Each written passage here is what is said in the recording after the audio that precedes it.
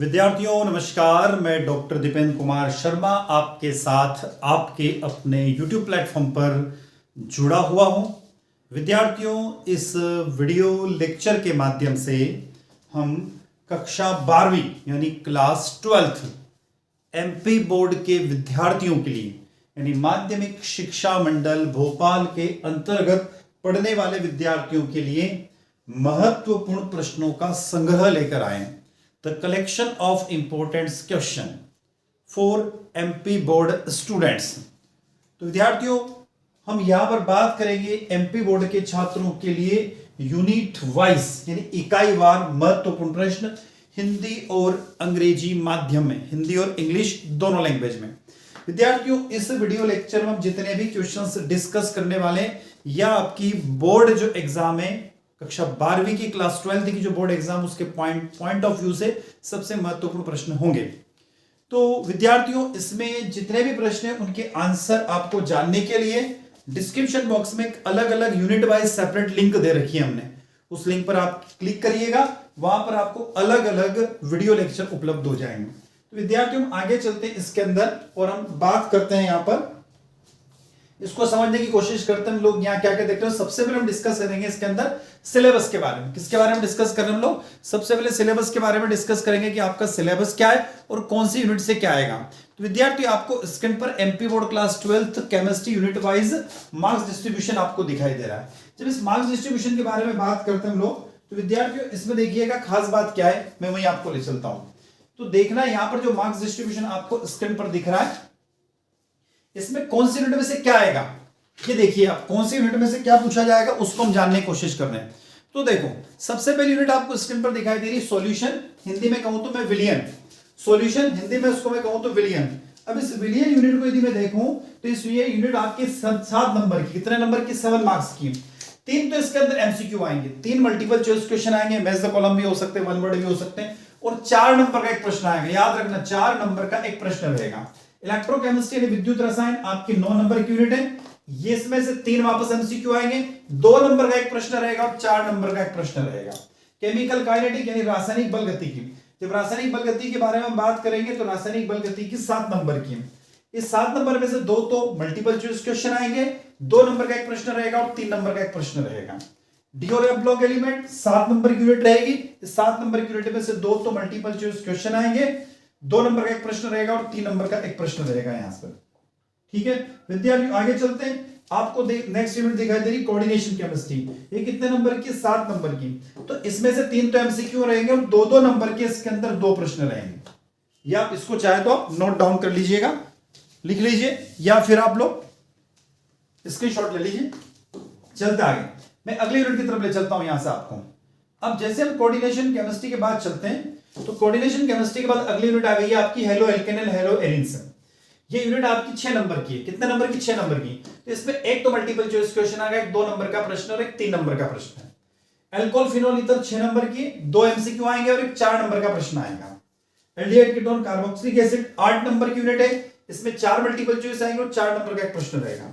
Organic compound containing nitrogen यानी कि amine 6 number की यूनिट है, 3 MCQ आएंगे और 3 नंबर का एक प्रश्न रहेगा।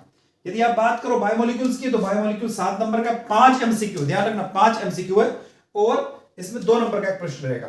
टोटल 28 MCQ है, 14 नंबर के आपके 2-2 नंबर के क्वेश्चन रहेंगे, 12 नंबर के 3-3 के और 16 नंबर के 4 नंबर क्वेश्चन रहेंगे। तो टोटल इस तरीके का रहेगा।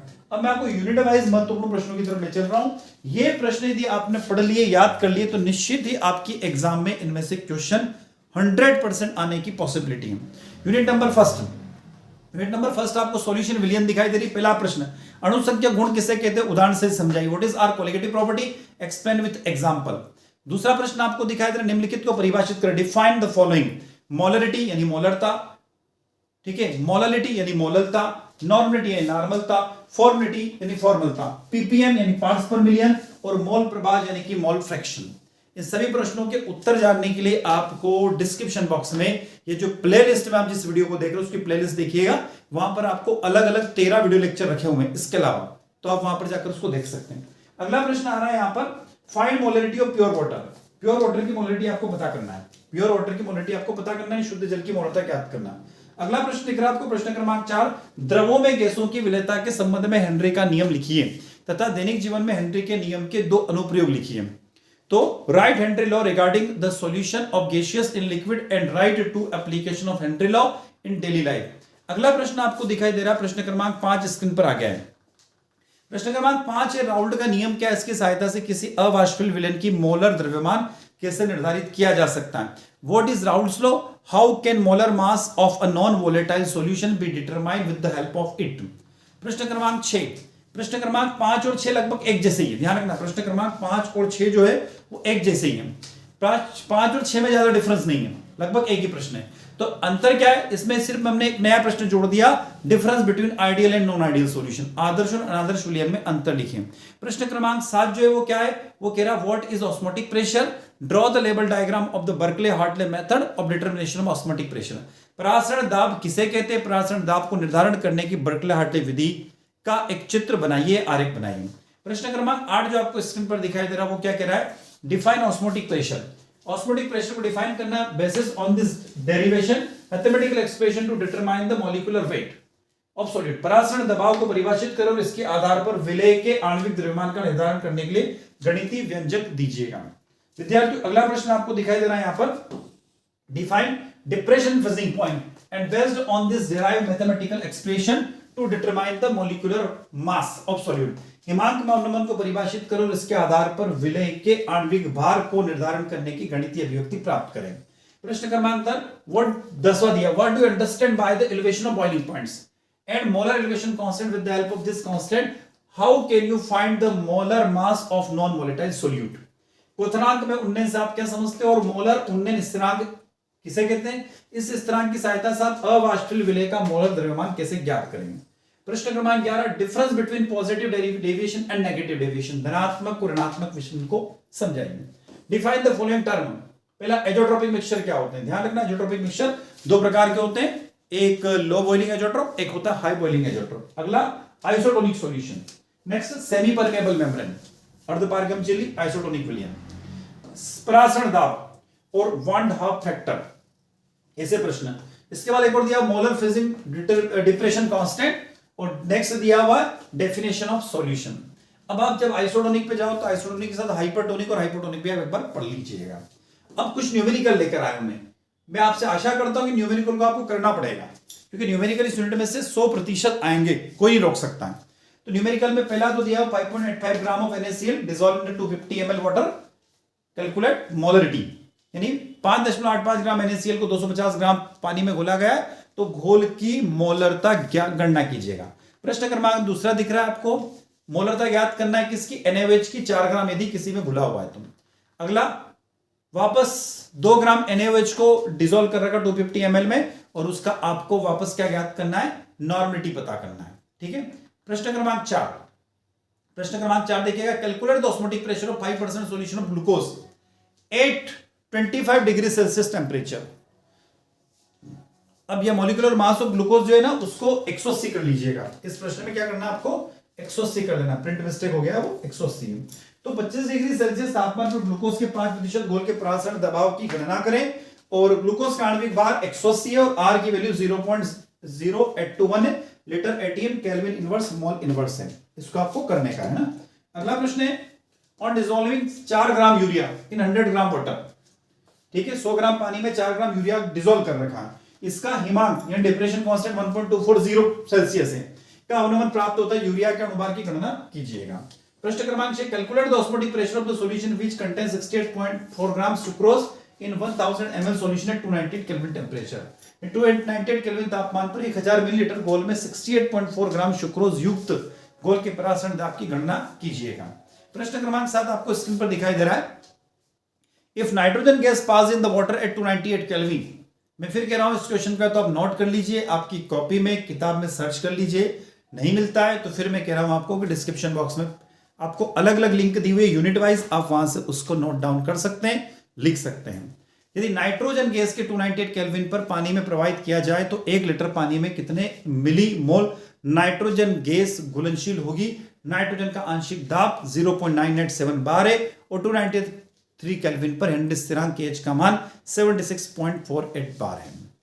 अगला प्रश्न दिख रहा है, Henry law constant for CO2 water in 1.67 into 10 की power 8 pascal at 298 Kelvin. Calculate the quantity of CO2 in 500 ml of soda water when packed under 2.5 atm CO2 pressure at 298 Kelvin. पानी में CO2 के लिए Henry स्थिरांक की गणना कीजिएगा। इन कानून लिखा हुआ उसको करेक्ट कर लीजिएगा। हेनरी नियम स्थिरांक 298 केल्विन पर 1.67 into 10 की पावर 8 पास्कल है, तो 298 केल्विन पर 2.5 atm CO2 दाब के तहत पैक की गई सोडा पानी में 500 ml में CO2 की मात्रा की गणना कीजिए। अगला चलते प्रश्न क्रमांक 9। प्रश्न क्रमांक 9 दिख रहा है आपको, इन अ सिंपल ड्रिंकिंग वाटर में many impurities found including chloroform which are carcinogenic, the level of this impurities was 15 ppm according to mass.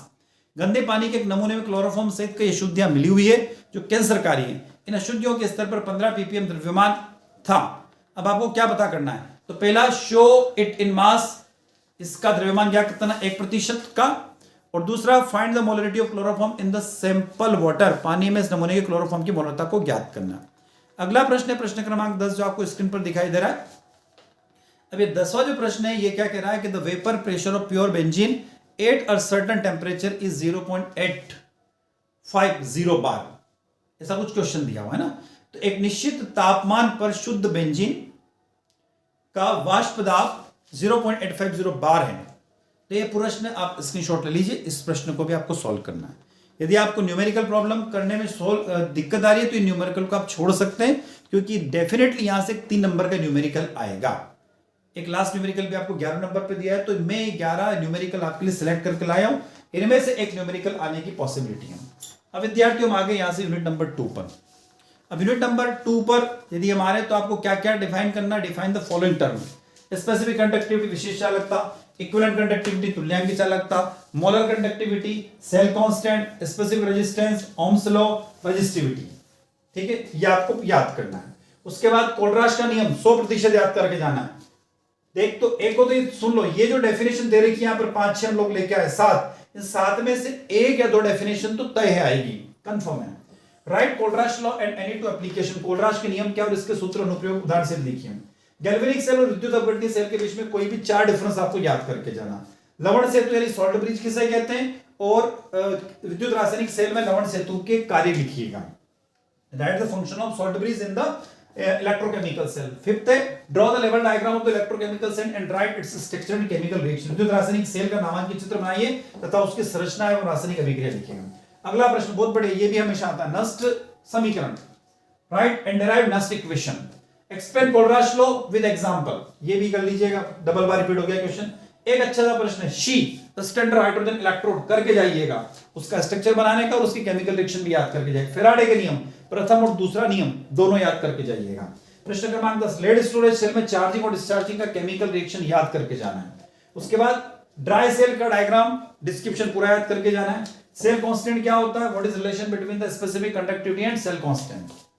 ठीक है, अगला draw level diagram of the galvanic cell and explain cell reaction, galvanic cell का नामांकित चित्र बनाइए तथा cell अभिक्रिया को लिखिए। और नेक्स्ट कोरोजन को परिभाषित करना है, उसके बचाव लिखना है। या फिर ये भी प्रश्न आ सकता है कि कोरोजन की डेफिनेशन, उसके कोई भी जो प्रिवेंशन, मतलब उसको फैक्टर कौन कौन से अफेक्ट करते हैं और उसको प्रिवेंशन। और कोरोजन में कभी कभी वो इलेक्ट्रोकेमिकल थ्योरी ने विद्युत रासायनिक जो अभिक्रिया है वो भी पूछ सकता है। तो इतने से प्रश्न इस यूनिट में करके जाना है। उसके बाद न्यूमेरिकल, ये न्यूमेरिकल देखिएगा, ठीक है, ये हिंदी और इंग्लिश दोनों में दिया हुआ है। ठीक है, न्यूमेरिकल पढ़ लीजिए, न्यूमेरिकल कर लेना यदि कर सकते हो तुम, कोशिश करना। दूसरा न्यूमेरिकल भी आपको दिख रहा है यहां पर मैथमेटिक एसिड वाला, इसको भी करके जाइएगा। ये सब सॉल्यूशन प्लेलिस्ट में रखे हुए हैं, फिर कह रहा हूं। तीसरा एक और आपको क्वेश्चन दिखाई दे रहा है, ये भी न्यूमेरिकल, ये पुराने वर्षों के न्यूमेरिकल जो मैं आपको यहां पर लेकर आया हूं, तो ये न्यूमेरिकल आपको करके जाना। अब हम पहुंच चुके हैं यूनिट नंबर 3 पे। यूनिट नंबर 3 जो वो किसकी यूनिट है, तो विद्यार्थी केमिकल काइनेटिक यूनिट है। आपको क्या क्या याद करना है, तो एक्टिवेशन एनर्जी क्या होती है, the minimum amount of energy supply to the reacting molecule, है ना, तो एक्टिवेशन एनर्जी याद करने का। अरेनियस समीकरण ये भी याद करके इक्वल टू e⁻⁻⁻RT, इसको याद करके जाने का।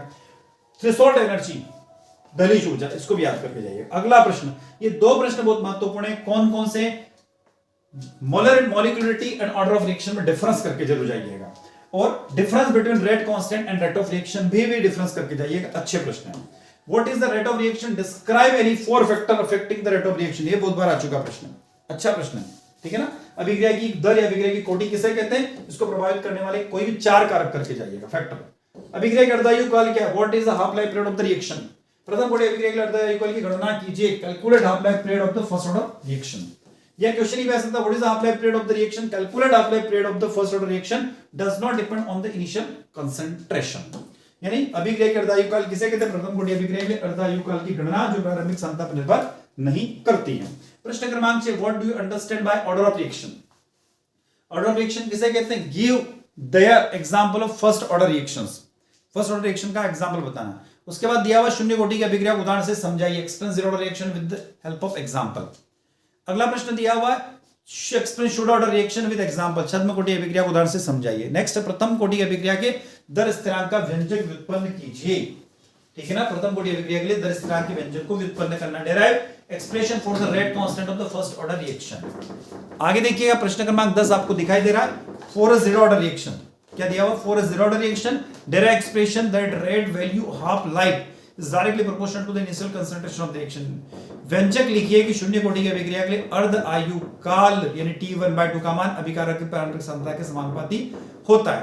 तो ये 10 प्रश्न बहुत महत्वपूर्ण प्रश्न। एक ये जो प्रश्न आपको स्क्रीन पर आते हुए दिख रहा है, निम्नलिखित अभिक्रिया के वेग व्यंजकों में इनकी अभिक्रिया कोटि तथा वेग स्थिरांक की इकाई का मान ज्ञात कीजिए। स्क्रीनशॉट ले लीजिए, फिर कह रहा हूं मैं, प्रश्न अच्छा है, स्क्रीनशॉट ले लीजिए इस पूरे क्वेश्चन को, ठीक है। अथवा वाला मतलब हिंदी इंग्लिश दोनों लैंग्वेज में दिया हुआ है, ठीक है। ये प्रश्न पूरा करने का है आपको। अब चलते हैं इसके, और में वही प्रारंभिक सांद्रता वाला क्वेश्चन दिया हुआ। अब यहां से स्टार्ट हो जाता है आपके न्यूमेरिकल। ये न्यूमेरिकल स्क्रीन पर दिख रहा है आपको, पहला और दूसरा न्यूमेरिकल कर लीजिएगा, फिर कह रहा हूं मैं। ये दूसरा न्यूमेरिकल भी आ रहा है, स्क्रीनशॉट ले लीजिए या फिर नोट डाउन कर लीजिएगा वीडियो को रोककर। तीसरा वाला भी न्यूमेरिकल 90% वाला बहुत बार आ चुका है, करके जाइएगा। चौथा numerical first order reactions is complete 90% in 40 minutes, calculates half life period. एक प्रथम क्रम की अभिक्रिया में 40 मिनट में 90% पूरी होती है, तो इसके अर्धायु काल की गणना कीजिएगा। विद्यार्थियों अब आगे यूनिट नंबर 4 की तरफ। अब यूनिट नंबर 4 जो है ना, वो कौन सी यूनिट है? आप लोग अच्छे से जानते हो, डी और एफ ब्लॉक एलिमेंट्स यूनिट है। इसमें क्या क्या याद करना? निम्नलिखित की व्याख्या करें, explain following. CO2 positive is coloured but CO2 positive is coloured, why? तो CO पॉजिटिव कलरलेस है और ये कलर्ड है, ऐसा क्यों? एक रंगहीन है और एक रंगीन है, ऐसा क्यों? Zn केवल +2 ऑक्सीडेशन स्टेट शो करता है, ऐसा कारण क्या है वो आपको बताना है। लेंथराइड एक्टिनाइड के बीच में आपको डिफरेंस कम से कम 5 डिफरेंस करके जाइएगा। Next, right difference between D और एफ ब्लॉक एलिमेंट, डी और एफ ब्लॉक के बीच में कम से कम 5 डिफरेंस करके जाइएगा। यहां पे बड़ा सरल सा है। एक बात और बता दूं, डिफरेंस कोई भी परीक्षा में 1 या 2 डिफरेंस तो आते ही है, एक डेरिवेशन आता है, ये कंफर्म है। आगे चलते हैं, डिफाइन द फॉलोइंग टर्म। अब देखिएगा, पहला, transition element form complex compound, why? संक्रमण तत्व जटिल यौगिक बनाते हैं, ऐसा क्यों? दूसरा, transition element show good catalytic property, why? संक्रमण तत्व अच्छे उत्प्रेरक के गुण बताते हैं, ऐसा क्यों? प्रश्न क्रमांक 3, transition element show good variable oxidation state, why? संक्रमण तत्व अच्छी परिवर्तनशील ऑक्सीकरण अवस्था क्यों दिखाते हैं? अगला, why transition element are paramagnetic in nature? संक्रमण तत्व प्रकृति में अनुचुंबकीय होते हैं, ऐसा क्यों? Next, what is the lanthanide element? Lanthanide तत्व क्या है? नेक्स्ट, लेंथेनाइड संकुचन को परिभाषित कीजिए, डिफाइन लेंथेनाइड कॉन्ट्रैक्शन। नेक्स्ट, ये प्रश्न बहुत बढ़िया है, फिर कह रहा हूं मैं, राइट क्रोमाइल क्लोराइड टेस्ट ढूंढ लीजिएगा, नहीं मिले तो फिर कह रहा हूं मैं, डिस्क्रिप्शन बॉक्स में प्लेलिस्ट आपको दी हुई है, प्लेलिस्ट के साथ में यूनिट वाइज आपको वहां अलग अलग कंपार्टमेंट बने हैं, वहां से भी आप वीडियो को देख सकते हैं, ठीक है। संक्रमण धातुएं आमतौर पर कलर्ड आयन होती है, ऐसा क्यों? प्रश्न क्रमांक 4, इन रीजंस के बाद आपको आना है, ट्रांजिशन एलिमेंट्स किसे कहते हैं? ट्रांजिशन एलिमेंट के कोई भी 4 कैरेक्टरिस्टिक्स आपको डिटेल में याद करके जाना है। Next, fifth question, write 4 oxidising property of the K M N O four in acidic medium. अम्लीय माध्यम में पोटेशियम परमैंगनेट की 4 ऑक्सीकरण गुणों को आपको करके जाने का, ठीक है। नेक्स्ट, प्रश्न क्रमांक 5 के बाद छठा आपको दिखाई दे रहा, describe the preparation of the K M N O four from the pyrolusite with equation. समीकरण के साथ पाइरोलुसाइड से केमेनोफोर की तैयार करने का वर्णन कीजिएगा। नेक्स्ट, आंतरिक संक्रमण तत्व किसे कहते हैं? What are the inner transition element? F block element को इनर ट्रांजिशन एलिमेंट्स कहते हैं। अगला प्रश्न, write the electronic configuration of Fe2 positive and Fe3 positive. Fe2 positive Fe3 positive electronic विन्यास लिखे जब Fe का परमाणु क्रमांक 26 हो और बताइएगा इनमें से कौन अधिक अनुचुंबकीय है। प्रश्न क्रमांक 9, ionic radius of Fe2 positive is less than the ionic radius of Mn2 positive, why? Fe2 positive की आयनिक त्रिज्या Mn2 पॉजिटिव की आयनिक त्रिज्या से कम होती है, ऐसा क्यों? नेक्स्ट, प्रश्न क्रमांक 10, how K2Cr2O7 prepared from the chromite ore, write with equation. Chromite एस्क से K2Cr2O7 कैसे तैयार किया जाता है, समीकरण के साथ लिखिए। प्रश्न क्रमांक 11, what is lanthanide contraction, right result of lanthanide contraction. Lanthanide संकुचन क्या है, लेंथेनाइट संकुचन का परिणाम लिखें। 10वां के 11वें के बाद 12वां प्रश्न, discuss the changes in the following property of the first transition series. प्रथम संक्रमण श्रेणी श्रृंखला के गुणों में परिवर्तन पर चर्चा कीजिए।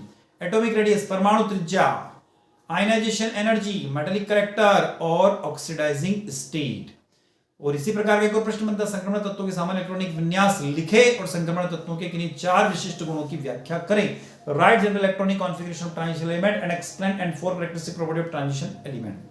प्रश्न क्रमांक 13, डी ब्लॉक के तत्वों को परिभाषित करो, कोई भी 2 कैरेक्टरिस्टिक्स लिखें। और 14वां प्रश्न है, ए ब्लॉक के तत्वों को परिभाषित करें, उसके कोई भी 2 कैरेक्टरिस्टिक्स लिखें। तो विद्यार्थियों अब हम आ गए हैं अगली यूनिट की तरफ जो आपको दिखाई दे रही है, यूनिट नंबर 5। तो यूनिट नंबर 5 जिसका नाम है कोऑर्डिनेशन कंपाउंड यानी उपसंयोजक यौगिक। इसमें आपको पहला प्रश्न दिखाई दे रहा है, what is chelate, right importance with example. फिर कह रहा हूं इसके सभी प्रश्नों के उत्तर आपको यूनिट वाइज अलग अलग वीडियो बने हुए हैं। कोई वीडियो 1 घंटे का, कोई 1.5 घंटे का, कोई 50 मिनट का, ऐसे वीडियो बने हुए हैं। आप वहां पर जाकर इनको देखिएगा। जिसस सॉल्ट एंड फेरोसिन, इनके आपको स्ट्रक्चर बनाना है, उसके बारे में आपको कमेंट लिखना है। नेक्स्ट, कार्बोधात्विक यौगिक यानी organometallic compound, write an example. कार्बोधात्विक यौगिक से तो उसका एक उदाहरण लिखिएगा। What is ionization isomerism, isomerism सब पढ़ के जाइएगा। कौन सी, स्ट्रक्चरल आइसोमेरिज्म और ज्योमेट्रिक आइसोमेरिज्म में जो डिवाइड्स होते हैं ना, उन सबको कौन कौन सी होती है, आयनाइजेशन, हाइड्रेट, पॉलीमराइजेशन, लिगेंड, ये सब पढ़ के जाइएगा। Right difference between double and complex salt, ये प्रश्न तो महत्वपूर्ण है, कर लीजिए याद। Next, what is effective atomic number, explain with example. प्रभावी परमाणु संख्या क्या, उदाहरण से समझाइए। What is chelate, right example, chelate क्या, उदाहरण लिखिएगा। निम्नलिखित की व्याख्या करें, लिगेंड और समन्वय संख्या। Next, give example of ionization isomerism and coordination compound. समन्वय यौगिकों में आयनीकरण समानता, प्रश्न रिपीट हो गया, फिर कह रहा हूं। प्रश्न क्रमांक 10, ऑर्गेनोमेटिक कंपाउंड कार्बोधातुक यौगिक किसे कहते हैं, एक उदाहरण के साथ समझाइए। केंद्रीय धातु की ऑक्सीकरण संख्या को परिभाषित करो, उदाहरण से define the oxidation number of the centre metal line with example. प्रश्न क्रमांक 12, right the definition of hydrate isomerism with example. Hydrate समानता को परिभाषा उदाहरण से दीजिएगा। प्रश्न क्रमांक 13, डिफाइन कोऑर्डिनेशन नंबर, समन्वय संख्या को परिभाषित करें। 14, हाइड्रेट आइसोमेरिज्म को परिभाषित करें, क्वेश्चन रिपीट हो रहा है, फिर कह रहा हूं। वर्नर का कोऑर्डिनेशन सिद्धांत, फिर कह रहा हूं, करके जाइएगा, अच्छा प्रश्न है। कॉम्प्लेक्स आयन क्या होता है, याद कर लीजिएगा, जटिल आयन। केंद्रीय धातु संकुल आयनों से प्राप्त संक्रमण ज्यामिति का उल्लेख करें। Mention the hybridization and the geometry attend in the central metal ion. 2 example दिए हुए, इन दोनों का आंसर मैंने यहां बता रखा, NiCl4 2 नेगेटिव और FeCN6 3 नेगेटिव। तो NiCl4 2 नेगेटिव sp3 हाइब्रिडाइजेशन होता है और ज्योमेट्री टेट्राहेड्रल होती है, sp3 संकरण और ज्यामिति चतुष्फलक होती है। FeCN6 में D2sp3 होती है और ज्योमेट्री ऑक्टाहेड्रल की अष्टफलकी होती है। अगला प्रश्न है, IUPAC नाम आप याद करके जाइएगा। मैं कुछ IUPAC नाम आप लोगों के लिए याद स्क्रीन पर लेकर आया हूं, पर आप लोग याद करके जाइएगा। जैसे NiCO4 का नाम होता है टेट्रा कार्बोनाइल निकल। K2HgI4 potassium tetra आइडो मर्क्यूरेट। ये कुछ महत्वपूर्ण आप लोगों के लिए मैं तैयार करके लाया हूं, पर आपको इसके अलावा भी याद करना होगा। K3 FeCN6 potassium hexacyanoferrate third ion, ठीक है। CONS3 hexaammine cobalt third chloride. K2PATCl6 potassium hexachloro platinum. AgNS3 twice Cl diammine silver first chloride. CrH2O6Cl3 hexa aqua chromium third chloride. K2ZnOH4 potassium tetra hydroxo zincate second ion. AgNS3 twice तो AgCN2 यानी diammine silver first और di cyano argentate, याद करके जाइएगा। फिर कह रहा हूं, इनको तो नोट कर ही लो अभी यार, इनको तो करना ही है यार। इसके अलावा भी कुछ और आ सकते हैं, पर ये बहुत महत्वपूर्ण है। K4 FeCN6 potassium hexacyanoferrate third. K2 NiCN4 potassium tetracyanonickelate third. 4 है, सॉरी 4, 4 में से 2 गए, 4 है। Potassium tetra hydroxy zincate K2ZnOH4। अब हम आगे यूनिट नंबर 6 की तरफ। कौन सी, हेलो एल्केन हेलो एरीन। पूरी ऑर्गेनिक केमिस्ट्री की यूनिट। अब हम यहां से ऑर्गेनिक केमिस्ट्री की तरफ जंप कर रहे हैं, ठीक है विद्यार्थियों। अब हम आगे यूनिट नंबर 6 की तरफ, और यहां पर बात कर रहे हैं, पहला प्रश्न, क्लोरोफॉर्म की निम्नलिखित के साथ रासायनिक अभिक्रिया बताइएगा। सिल्वर पाउडर के साथ में, कंसंट्रेट HNO3 के साथ में, एसिडोन के साथ में और फिनॉल के alkaline solution of phenol, phenol के क्षारीय घोल के साथ में रिएक्शन बताना है। ये 4 रिएक्शन कर लीजिएगा, ठीक है।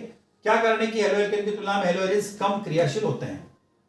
What is the reason of the haloarenes are the less reactive than the halo alkanes?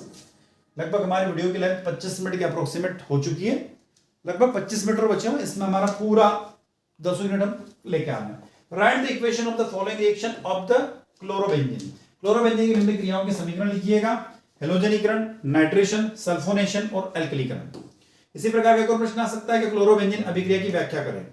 कौन सा? Reaction with chlorine with in presence of FeCl3 in dark, अंधेरे में FeCl3 की उपस्थिति में क्लोरीन के साथ अभिक्रिया, फिटिक रिएक्शन, ये करके जाइएगा। क्या होता है जब? What happened when right only the equation? क्या है? एथिल ब्रोमाइड सिल्वर नाइट्रेट विलयन के साथ क्रिया करता है, ethyl bromide react with the silver nitrate solution. दूसरा, इथाइल ब्रोमाइड शुष्क ईथर की उपस्थिति में सोडियम धातु के साथ क्रिया करता है, ethyl bromide react with the sodium metal in the presence of dry ether. Ethyl bromide sodium methoxide के साथ क्रिया करता है, ethyl bromide react with sodium methoxide. Ethyl bromide magnesium धातु के साथ क्रिया करता है, ethyl bromide react with the magnesium metal. Acetone को आयोडीन के क्षारीय विलयन के साथ गर्म किया जाता है, acetone is heated with the alkaline solution of iodine. छठा, क्लोरोबेंजीन और क्लोरल के साथ सल्फ्यूरिक एसिड की उपस्थिति में गर्म किया जाता है, chlorobenzene heated with the chloral in the presence of sulphuric acid. 7, chlorobenzene को ईथर की उपस्थिति में सोडियम के साथ गर्म किया जाता है, chlorobenzene is heated with the sodium in the presence of ether. 8, ethyl bromide को अल्कोहलिक केवज के साथ गर्म किया जाता है, ethyl bromide is heated with the alcoholic K O H. 9, n butyl chloride react with alcoholic K O H, n butyl chloride को alcohol युक्त K O H के साथ अभिक्रिया करता है। Methyl bromide react with the sodium in presence of dry ether, methyl bromide शुष्क ether की उपस्थिति में सोडियम के साथ अभिक्रिया करता है। 11वीं रिएक्शन दे रही कि bromobenzene react with the magnesium in presence of dry ether, bromobenzene की शुष्क ईथर की उपस्थिति में मैग्नीशियम के साथ अभिक्रिया।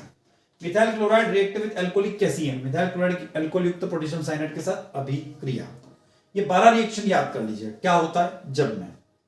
इसमें बहुत सारे रिपीटेड, ध्यान रखना। 5वां प्रश्न, निम्नलिखित अभिक्रियाओं को लिखिए, carbylamine reaction, iodoform reaction, Frankland reaction और फिटिंग रिएक्शन। प्रश्न क्रमांक 6, फ्रियोन बनाने की विधि, गुण और उपयोग लिखिए। Right method of preparation of Freon, property and uses. SN1 SN2 के बीच में अंतर याद कर लीजिएगा, SN1 SN2 के बीच में डिफरेंस याद कर लीजिएगा। अब क्लोरोफॉर्म की निम्नलिखित अभिक्रिया, क्लोरिटॉन बनाना है, फिनिल आइसोसाइनाइड बनाना है, एसिटिल बनाना है और सैलिसिलिक एल्डिहाइड बनाना है। इसी प्रकार से क्लोरोफॉर्म की निम्न अभिक्रिया इस तरीके से पूछ सकता हो, वायु और प्रकाश की उपस्थिति में भाव रिएक्शन और रीमट-ईमान रिएक्शन। अगला, अल्काइल हैलाइड में नाभिक स्नेही प्रतिस्थापन अभिक्रिया कैसे होती है, इसकी क्रिया विधि लिखिए। How does nucleophilic substitution reaction occur the alkyl halide give its reaction mechanism. प्रश्न क्रमांक 10, what is elimination reaction, mention Saytzeff rule. Saytzeff और मार्कोनी का रूल तो कर ही लेना, इस बार आने की भरपूर संभावना है, ध्यान रख लीजिएगा। प्रश्न क्रमांक 11, फ्रेयॉन डीडीटी, इस पर आपको शॉर्ट नोट करके जाना है, उनके यूजेस भी पढ़ के जाना है। क्लोरोफॉर्म को सुरक्षित भंडारण कैसे किया जाता है, how chloroform stored for safe storage. अगला, right IUPAC name of the chloroform and iodoform, chloroform और आइडोफॉर्म के आईयूपीएसी नाम लिखिएगा। प्रश्न क्रमांक 13, right the chemical equation, Sandmeyer reaction, Hunsdiecker reaction, Wurtz reaction, carbylamine reaction, Friedel Crafts reaction और Fittig reaction. 14वां प्रश्न, right any 2 uses of DDT, DDT के कोई 2 उपयोग लिखे हैं। Right any 2 uses of a carbonated carbon tetrachloride. Right aminolysis of alkyl halide with chemical equation, रासायनिक समीकरण के साथ अल्काइल हैलाइड और अमीनोलिसिस लिखिए। 17वां प्रश्न, रासायनिक समीकरण के साथ डायजोनियम लवण की युग्मन अभिक्रिया लिखिएगा।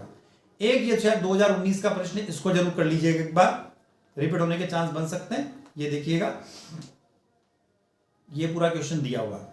एक एल्कोहल ए है, उसको H2SO4 के साथ अभिक्रिया करते हैं, बी बनता है, बी को ब्रोमीन वाटर के साथ अभिक्रिया करते हैं तो सोडा वाटर के साथ अभिक्रिया करके सी बनता है, सी के बाद में डी बनता है, तो एबीसीडी को आइडेंटिफाई करें। और इसका आंसर है नीचे मैंने दिया हुआ है। ये पहली रिएक्शन है, ए से बी बना, बी से ये सी बन रहा है और सी से आपको डी बनते हुए दिखाई दे रहा है। चलो अगली रिएक्शन आ गई है, और ये एबीसीडी को पहचानिएगा। तो इसमें एबीसीडी में आप देखना C2H5OH ए, बी में क्लोरोफॉर्म, तीसरी में एथीन और डी बनेगा आपका एसिटाल्डिहाइड। इसको याद कर लीजिएगा। निम्नलिखित अभिक्रियाओं को पूर्ण करिएगा। ये भी अच्छी सी रिएक्शन है। CH3CH2Br कैसीन के साथ अभिक्रिया करेगी। अगले में ईथर बनता है, ठीक है। और अगली जो है वो फ्रिडल क्राफ्ट रिएक्शन है। अगली थायनाइल क्लोराइड के साथ रिएक्शन, चारों रिएक्शन को आपको करने का है। अब हम आगे विद्यार्थी यूनिट नंबर 7 पर। तो अभी तक मैं जो बता रहा हूं आपको, ये सब यूनिट के आपको आंसर यूनिट वाइज मिलेंगे। प्लेलिस्ट में जाइए, आपके अपने चैनल पर जाइए। एक अनुरोध है, यदि अभी तक आपने आपके चैनल को सब्सक्राइब नहीं किया है, सब्सक्राइब अवश्य कर लीजिएगा, जिससे हमें एक मोटिवेशन मिलता रहे और इसी तरीके से हम हमेशा आपके साथ बने रहते हैं। विद्यार्थियों, वीडियो अच्छा लग रहा है तो लाइक करने में कंजूसी काहे की? कंजूसी तो होना ही नहीं चाहिए, तो लाइक अवश्य करिएगा। सब्सक्राइब आपने कर लिया होगा, वीडियो को लाइक करिएगा। कुछ डाउट हो तो कमेंट बॉक्स में आप कमेंट छोड़ सकते हैं।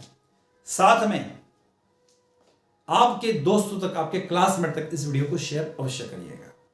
अब इस छोटी सी इंफॉर्मेशन के बाद, रिक्वेस्ट के बाद, वापस चलते हैं यूनिट नंबर 7 की तरफ, अल्कोहल फिनॉल ईथर की तरफ। पहला प्रश्न बहुत बढ़िया है, अल्कोहल और फिनॉल में आपको डिफरेंस याद करने का है। अल्कोहल और डाइथाइल ईथर में भी डिफरेंस याद करने का है। एक और प्रश्न है, बॉइलिंग पॉइंट जो होता है अल्कोहल का ज्यादा होता है एल्केन से, ऐसा क्यों? और एक और प्रश्न है, why propanol has higher boiling point than corresponding alkanes? Propanol का क्वथनांक संगत एल्केन से अधिक होता है, ऐसा क्यों? Phenol show acidic in nature but alcohol in neutral, why? Phenol अम्लीय प्रकृति को होता है लेकिन अल्कोहल उदासीन होता है, इसका कारण बताइए। प्रश्न क्रमांक 6 बहुत बढ़िया प्रश्न है, बहुत बार आ चुका। What is Lucas reagent? Lucas अभिकर्म में क्या होता है? Distinguish between primary, secondary and tertiary alcohol by Lucas reagent. प्रश्न क्रमांक 7 का अल्कोहल और phenol. Alcohol phenol both contain OH group. Phenol show acidic in nature but alcohol neutral in nature, why? Alcohol phenol दोनों में OH समूह होता है, phenol प्रकृति में अम्लीय होता है लेकिन अल्कोहल प्रकृति में उदासीन होता है, ऐसा क्यों? छठा प्रश्न है, विक्टर मेयर विधि द्वारा प्राथमिक, द्वितीयक और तृतीयक अल्कोहल को आप डिस्टिंग्विश करिएगा। नेक्स्ट प्रश्न क्रमांक 7, फिनॉल से आप कुछ कंपाउंड को ऑब्टेन करिएगा। 2,4,6 ट्राइब्रोमोफिनॉल, ठीक है, 2,4,6 ट्राइनाइट्रोफिनॉल जिसको हम लोग पिक्रिक एसिड भी बोलते हैं, बेंजीन और आर्थो और पैराक्रिसॉल। नेक्स्ट एक कारण बताइएगा, अल्कोहल का क्वथनांक ईथर से ज्यादा होता है, boiling point of alcohol are higher than ether.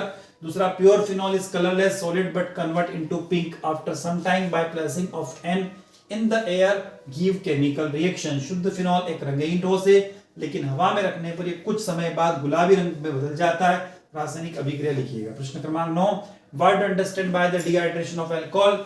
Dehydration of alcohol एक्सनेट्स मैकेनिज्म, अल्कोहल के निर्जलीकरण से आप क्या समझते हो? इसकी क्रियाविधि आपको लिखने का है। प्रश्न क्रमांक 10, what happened when diethyl ether react with HI acid, explain with chemical reaction. जब डाइथाइल ईथर HI एसिड के साथ अभिक्रिया करता है तो क्या होता है? रासायनिक अभिक्रिया लिखिए। Right only chemical equation for the following conversion, निम्नलिखित रूपांतरण के लिए केवल रासायनिक समीकरण लिखिए। इथेनॉल से डाइथाइल ईथर, डाइथाइल ईथर से एथेनॉल, एथेनॉल से एथिल एसीटेट, ये आपको याद करने का। 12वां प्रश्न है, निम्नलिखित अभिक्रियाओं की केवल रासायनिक समीकरण लिखें। Alkyl hide react with sodium alkoxide, alkyl hide sodium alkoxide के साथ अभिक्रिया करता है।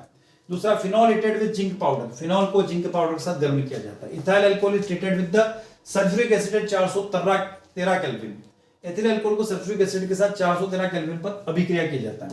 प्रश्न क्रमांक 13, right the structure of following compound, निम्नलिखित यौगिकों की संरचना लिखिए। 4-chloro 2,3-dimethyl pentane 1-ol, 4-chloro 2,3-dimethyl pentane 1-ol। अगला 2-ethoxypropane और नेक्स्ट दिया हुआ 2,6-dimethyl phenol। 14वां प्रश्न, explain the following chemical reaction, निम्नलिखित chemical reaction, Reimer Tiemann reaction, Kolbe Reimer reaction, इसको याद करने का। सोडियम के साथ फिनॉल की अभिक्रिया आपको लिखना है, एसिडिक नेचर वाली, कम से कम 2 रिएक्शन याद करके जाइएगा, आ सकती है। निम्नलिखित रूपांतरण के रासायनिक समीकरण लिखिए। प्रोपेन से प्रोपेन 1-ol बनाना, बेंजिल क्लोराइड से बेंजिल अल्कोहल बनाना। 16वां प्रश्न, describe the method of making diethyl ether in the laboratory with the diagram, write the related chemical reaction, why this method is called a continuous etherification method। प्रयोगशाला में diethyl ether बनाने की विधि का सचित्र वर्णन कीजिए, संबंधित रासायनिक अभिक्रिया लिखिए और इस विधि में अविरल ईथरीकरण विधि क्यों कहा जाता है। विद्यार्थियों, हम आ गए यूनिट नंबर 8 की तरफ, जिसका नाम है, क्या आप अच्छे से जानते हो क्या है? Aldehyde ketone carboxylic acid. पहला प्रश्न, निम्नलिखित रासायनिक अभिक्रिया को लिखिएगा। क्लेजन कंडेंसेशन याद कर लीजिएगा, बेंजोइन संघनन भी याद कर लीजिएगा, केलिज़ारो रिएक्शन है, पर्किन रिएक्शन है, यूरोट्रोपिन कैसे बनता है, सैंडविच रिएक्शन है, स्टीफन रिएक्शन है, ऑपमैन ब्रोमाइड रिएक्शन है, हेलोफॉर्म रिएक्शन है, इटार्ड रिएक्शन है, गटरमान कोच रिएक्शन है और एल्डोल कंडेंसेशन है। 12 रिएक्शन है। 13वीं रिएक्शन है एल्डिहाइड को पहचान करने का सिल्वर मिरर टेस्ट, याद जरूर कर लीजिएगा। ये 13 रिएक्शन याद करने का। अगला, फॉलोइंग प्रोडक्ट ऑब्टेन, निम्नलिखित उत्पाद बने। एसिडिक एसिड से फॉर्मिक एसिड, एसिटिलीन से एसिटल्डिहाइड, एथेनॉल से मिथेनॉल, एसिटामाइड से क्लोराइड से acetaldehyde. Explain preparation of acidic acid by quick vinegar process, शीघ्र सिरका विधि द्वारा एसिडिक एसिड बनाने की विधि को चित्र सहित समझाइए, या फिर उसका डायग्राम बनाइएगा, मेथड लिखिएगा, केमिकल रिएक्शन लिखिएगा और इसकी प्रिकॉशन लिखिएगा किसकी, विनेगर बनाने की। चलो आगे चौथा, explain preparation of acetone by laboratory method with the diagram chemical reaction, प्रयोगशाला विधि द्वारा एसीटोन बनाने की विधि को चित्र सहित और रासायनिक अभिक्रिया के द्वारा समझाइए। क्या होता है जब what happened then acetyl chloride reduction with hydrogen in presence of PD and BSO4, reaction आपको याद होगी, फिर कह रहा हूं एसिटाइल क्लोराइड को पीडी एंड BSO4 की उपस्थिति में हाइड्रोजन के साथ अभिक्रिया किया जाता है। ठीक है, रोजर मोड रिएक्शन है, benzaldehyde boil with 45% NaOH, benzoin condensation है ये वाली रिएक्शन, बेंजील्डिहाइड 40-45% NaOH के साथ उबलता है। तो next, ammonia react with formaldehyde, urotropine बनेगा, ध्यान रखना, अमोनिया फॉर्मेल्डिहाइड के साथ अभिक्रिया करेगा। Acetone react with concentrated H two S O four, acetone H two S O four के साथ अभिक्रिया करता है। तो next, benzoic acid react with SOCl2, benzoic acid react with SOCl2, benzoyl chloride बनेगा यहां पर। और acetic acid react with ammonia, acetamide बनेगा। एसिडिक एसिड कास्टिक सोडा के साथ अभिक्रिया करता है। बेंजीन के एसिड क्लोराइड के साथ और नेचुरल एल्यूमिनियम क्लोराइड के उपस्थिति में क्रिया कराई जाती है।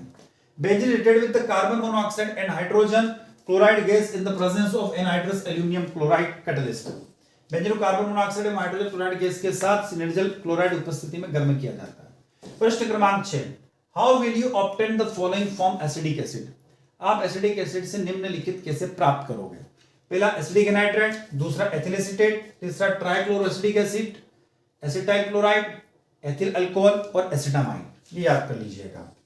नेक्स्ट, सातवां, how do you obtain the following compound from the benzaldehyde, cinnamic aldehyde, benzoin, cinnamic acid और बेंजोइल क्लोराइड।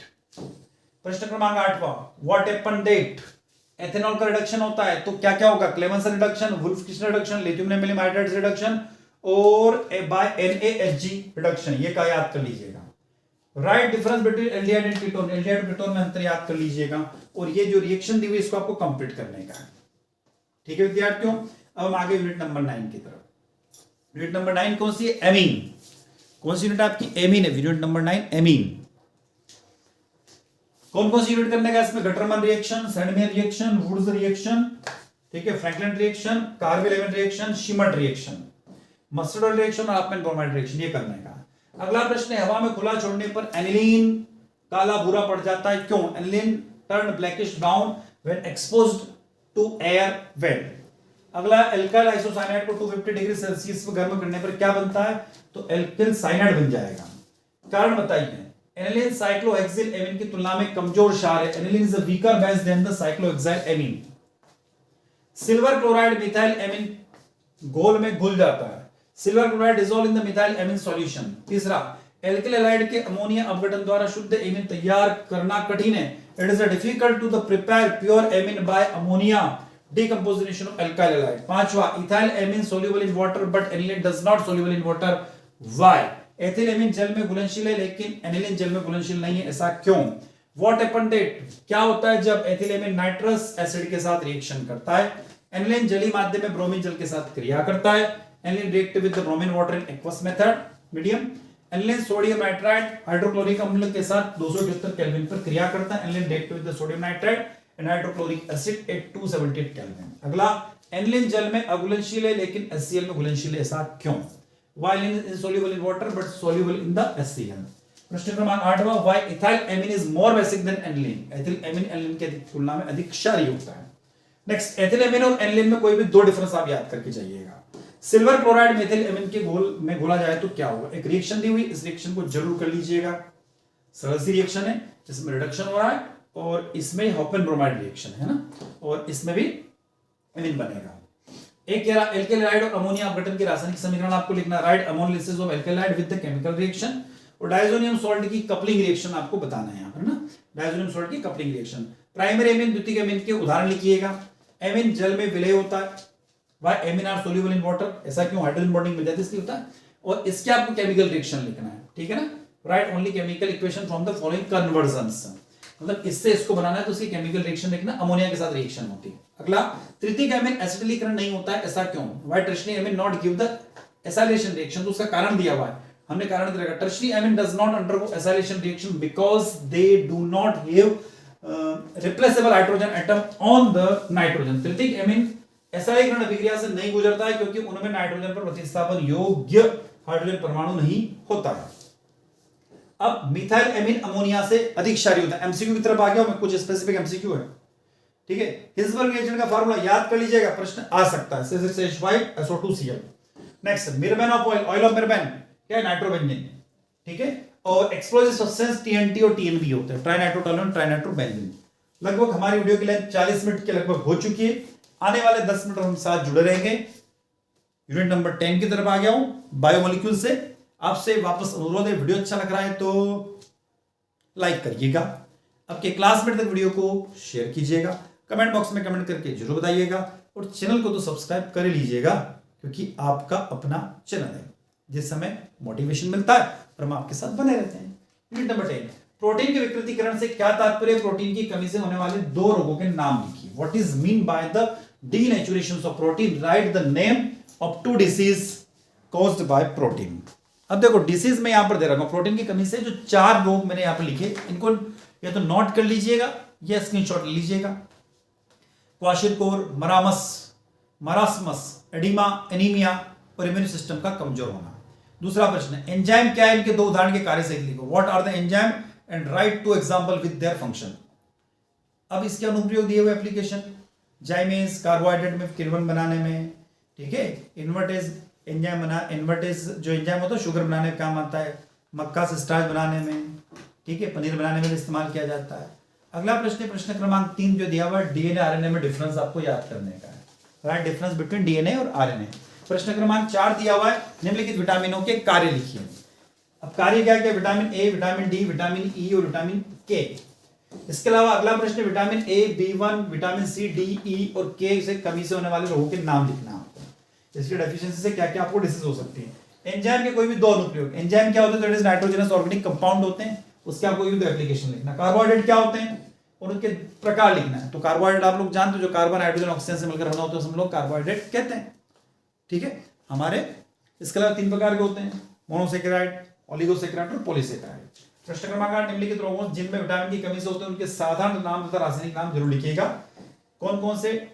एसिडिटी और रक्त का थक्का ना बनना, non clotting of the blood. प्रश्न क्रमांक 9, पेप्टाइड बॉन्ड क्या है? What is peptide bond? प्रश्न क्रमांक 10, ज्यूटरायन और प्रोटीन के विकृतीकरण क्या है? What are the zwitterion and protein denaturation. प्रश्न क्रमांक 11, डीएनए फिंगरप्रिंटिंग क्या है? यह क्यों महत्वपूर्ण है? What are the DNA fingerprinting, why it is important. Next, what is nucleic acid? Nucleic acid भी क्या है? नाइट्रोजनस ऑर्गेनिक कंपाउंड है। इनके महत्वपूर्ण कार्य लिखिए, राइट इट्स फंक्शंस। प्रश्न क्रमांक 13, बाल, ऊन तथा रेशम में उपस्थित प्रोटीन के नाम लिखिए। Write the name of protein which in presence in the hair, wool and silk. प्रश्न क्रमांक 14, बहुत बढ़िया प्रश्न है, रेशेदार तथा गोलाकार प्रोटीन में कोई भी 2 अंतर लिखिएगा। Right any 2 difference between fibres and globular protein. प्रश्न क्रमांक 15, आवश्यक एवं अनावश्यक अमीनो अम्ल के उदाहरण से परिभाषित कीजिए। Right the definition of the essential and non essential amino acids. अब इस यूनिट के कुछ एमसीक्यू है। विटामिन B1 का नाम क्या होता है विद्यार्थियों? तो थायमीन होता है। क्या होता है? थायमीन होता है। हीमोग्लोबिन आयरन का एक कॉम्प्लेक्स कंपाउंड, जटिल यौगिक है। हीमोग्लोबिन कहां पाया जाता है? तो हम देखें तो ये हमारे ब्लड में पाया जाता है। जंतु एवं पौधों से प्राप्त तेल एवं वसा को oils and fats obtained from the animals and plants are called glyceride। याद रखना, उसको क्या बोलते हैं? ग्लिसरॉइड्स कहते हैं। रक्त का थक्का बनाने वाले प्रोटीन को कौन सा उत्तरदायित्व है? Which protein are responsible for the blood clotting? तो उसको बोलते हैं फाइब्रिनोजेन्स। स्टार्च क्या है? स्टार्च एक पॉलीसेकेराइड है। एंजाइम माल्टेज द्वारा कौन सी रिएक्शन कैटलाइज्ड होगी? तो स्टार्च से माल्टेज में कन्वर्जन। सही जोड़ी बनाइए तो यहां लिखा सुक्रोज एक डाइसेकेराइड है, स्टार्च एक पॉलीसेकेराइड है। विटामिन सी का नाम एस्कॉर्बिक एसिड होता है। आरएनए में कौन नहीं पाया जाता है? तो आरएनए में थायमिन नहीं पाया जाता। तो आप याद रखना, डीएनए में कौन पाया जाता है? डीएनए में एडेनिन, गुआनिन, साइटोसिन और थायमिन होता है। जबकि आरएनए में क्या होता है? तो एडेनिन, गुआनिन, साइटोसिन और यूरेसिल होता है। तो क्या हुआ? थायमिन की जगह कौन आ गया? यूरेसिल आ गया। तो थायमिन यूरेसिल एक दूसरे को रिप्लेस कर देते हैं। दूध में उपस्थित डाइसेकेराइड का नाम क्या है? तो लैक्टोज। विटामिन के किस काम में आता है? तो ब्लड क्लॉटिंग, रक्त के थक्का जमने के काम में आता है। अमीनो अम्लों में कौन सा बंध पाया जाता है? तो which bonds linked amino acids together? तो उसको बोलते हैं पेप्टाइड बॉन्ड। बालों का झड़ना, हेयर फॉल्स किसके कारण होता है? तो बायोटीन के कारण होता है। याद रखना, बायोटीन। हेटेरोपॉलीसेकेराइड ग्लाइकोजन को भी बोलते हैं। अब कौन ग्लिसरॉइड नहीं है? तो साबुन यानी सब ग्लिसरॉइड्स नहीं होते हैं, यानी फैट्स, ऑयल और फॉस्फोलिपिड्स ये सब ग्लिसरॉइड्स होते हैं। प्रोटीन क्या है? प्रोटीन एक अमीनो एसिड्स का बहुलक है। Protein is the polymer of amino acids. रक्त का थक्का जमने के लिए vitamin K. Which protein responsible for the protein of the fibrinogen, याद रखना। अब आप देखिएगा यहाँ पे जो बॉन्ड पाया जाता है ना उसको हम लोग क्या बोलते हैं? Peptide bond. आंवले में कौन सा विटामिन होता है? याद रखिएगा सी, विटामिन सी होता है। स्टार्च क्या कृत्रिम बहुलक है? ये स्टेटमेंट फॉल्स है। कौन सा प्रोटीन हमारे रक्त में ऑक्सीजन के ट्रांसपोर्टेशन का काम करता है? तो हीमोग्लोबिन। कौन करता है? हीमोग्लोबिन। अमीनो एसिड्स को आपस में कौन बाइंड ऑफ करके रखता है? तो पेप्टाइड बॉन्ड। बालों के झड़ने के लिए बायोटिन रिस्पॉन्सिबल है, याद रखना। ग्लूकोज का फार्मूला C6H12O6। B12 का रासायनिक नाम, chemical name of B12 riboflavin. Milk में लैक्टोज पाया जाता है और एल्डोहेक्सोज का मतलब ग्लूकोज होता है। प्रोटीन का मोनोमर क्या है? तो अमीनो एसिड्स है। और केरोटीन एक ग्लोबुलर प्रोटीन है? नहीं, केरोटीन एक ग्लोबुलर प्रोटीन नहीं है। ये एमसीक्यू थे। अब यहाँ एक मेसो कॉलम दिया हुआ है, ठीक है। इस मेसो कॉलम को आप लोग देख लीजिएगा। विटामिन B12 में क्या होता है? कोबाल्ट होता है, याद रखना। क्या होता है? कोबाल्ट होता है। डायजोनियम सॉल्ट C6H12SO2Cl होता है। हिल्सबर्ग रिएजेंट का फार्मूला C6H5SO2Cl तो हिल्सबर्ग रिएजेंट होता है, ध्यान रखिएगा। और ये पूरा इस मेसो कॉलम को भी आप देख लीजिएगा। यहां पर हमने पूरा मेसो कॉलम को बता रखा है कि इसका आंसर क्या होता है। अब कुछ ऐसे प्रश्न हैं जिनको आपको करके जाना ही पड़ेगा इस वर्ष। बहुत बड़े ऐसे प्रश्न हैं, इनको 2 मिनट में मैं क्वेश्चंस को आपको बता देता हूं कि कौन कौन से प्रश्न हैं। 2 से 4 मिनट आपके और लेता हूं मैं। लेंथराइड के 2 उपयोग याद करना, केमेनोफोर के 2 उपयोग, उपसंयोजक संख्या को परिभाषा व उदाहरण याद करने का है। केंद्रीय धातु परमाणु की परिभाषा एक उदाहरण याद कर लीजिएगा। निम्नलिखित उपसंयोजकों के सूत्र लिखिएगा। यहाँ पे जो दिए हुए पोटेशियम टेट्रा हाइड्रोक्सी जिंकेट और tetraammine aqua chlorido cobalt third. निम्नलिखित उपसंयोजकों के आईयूपीएसी नाम याद करना है। Diammine, chloro, chlorido and platinum. और अगला दिया हुआ डाइक्लोरो 1,2-डाइएमाइन कोबाल्ट आयन। अगला दिया हुआ विनाइल हैलाइड और एलाइल हैलाइड में कोई भी डिफरेंस याद करने का। एलिल हैलाइड और बेंजाइल हैलाइड में भी डिफरेंस याद करने का। मनुष्य के शरीर में विटामिन सी संचित नहीं होता। Vitamin C does not stored in the human body. Why? 2 number में प्रश्न आ सकता है। Vitamin D is stored in the human body. Why? Vitamin D हमारे शरीर में स्टोर्ड हो जाता है, ऐसा क्यों? इसको भी याद करके जाएगा। उन अभिक्रिया की कोटि गणना की जिनका वेग व्यंजक कुछ इस प्रकार से दिया हुआ। 2 क्वेश्चन दिए हुए, इनको भी आप कर लीजिएगा। निम्नलिखित के वेग स्थिरांक ज्ञात कीजिए, ये प्रश्न भी आप कर लीजिएगा, तो स्क्रीनशॉट ले लीजिए ना। प्रश्न क्रमांक 13, ब्रोमोब्यूटेन के 4 आइसोमर्स के आपको नाम बताना है। उनमें SN1 और SN2 रिएक्शन की रिएक्टिविटी के अकॉर्डिंग उनको अरेंज करना है। अब आपको 2-क्लोरो-3-मेथिल पेंटेन का फार्मूला दिया हुआ है, लिख लीजिएगा इसको। ये भी आ सकते हैं। 1,4-डाइब्रोमोब्यूटेन, ये भी आ सकता है, अच्छा प्रश्न है। 1-क्लोरो-4-इथाइल हेक्सेन, ये भी अच्छा प्रश्न है, इसको भी याद कर लीजिएगा। बेंजीन से एनिलीन कैसे बनाओगे? तो इस रिएक्शन दी हुई है, यहां से आप इसको कर लीजिएगा। बेंजामाइड से एनिलीन भी आपको बनाना है, ये रिएक्शन देख लीजिएगा। थैलेमाइड से एन-थैलेमाइड बनाना है, एन-अल्काइल थैलेमाइड बनाना है, तो ये भी देख लीजिएगा रिएक्शन। और बेंजाइल क्लोराइड को NN-डाइमेथिल फेनिल मेथिलेमिन बनाना है, तो ये केमिकल रिएक्शन दी हुई है, इसको भी आप नोट डाउन कर लीजिएगा। क्वथनांक में उन्नयन को परिभाषित कीजिएगा और इसकी मौलिकता के साथ में रिलेशन बताइएगा। एक सॉस पैन का एक न्यूमेरिकल दिया हुआ है, इसको आप देख लीजिए वीडियो को रोककर, इसको आपको करने का है। कमरे के ताप पर सोडा वाटर की बोतल खोलने पर बुलबुल उत्पन्न होते क्यों? Fizz bubbles are produce on opening the bottle of soda water at room temperature. Why? एक और क्वेश्चन दिया हुआ प्रोटीन का, देख लीजिएगा, न्यूमेरिकल कर लीजिएगा इसको। एक और न्यूमेरिकल दिया हुआ, एक धात्विक तार 0.5 एम्पीयर की धारा 2 घंटे तक प्रवाहित करता है, तो ऐसा कुछ दिया हुआ, इसको भी करने का। और एक और रिएक्शन दी हुई है, उसको भी करने का। एक न्यूमेरिकल आपको दिख रहा है यहाँ पर, हमने स्क्रीनशॉट लेकर लगा रखा है, इसको भी आपको करने का है। एक और मेथनोइक एसिड वाला भी न्यूमेरिकल कर लीजिएगा। फिनॉल एसिडिक नेचर का होता है, इसको आपको रिएक्शन याद करना है। कौन सा इलेक्ट्रोड एनोड और कैथोड होगा, इस रिएक्शन में आपको पहचानना है कि किस पे कैथोड और किस पर एनोड है। 1 मोल Al3 पॉजिटिव में Al के रिडक्शन के लिए कितना आवेश की आवश्यकता होगी, इस प्रश्न को जरूर कर लीजिएगा। संक्रमण तत्वों के 3D और 4D श्रेणी में प्रथम और अंतिम तत्वों के प्रतीक का नाम लिखिएगा।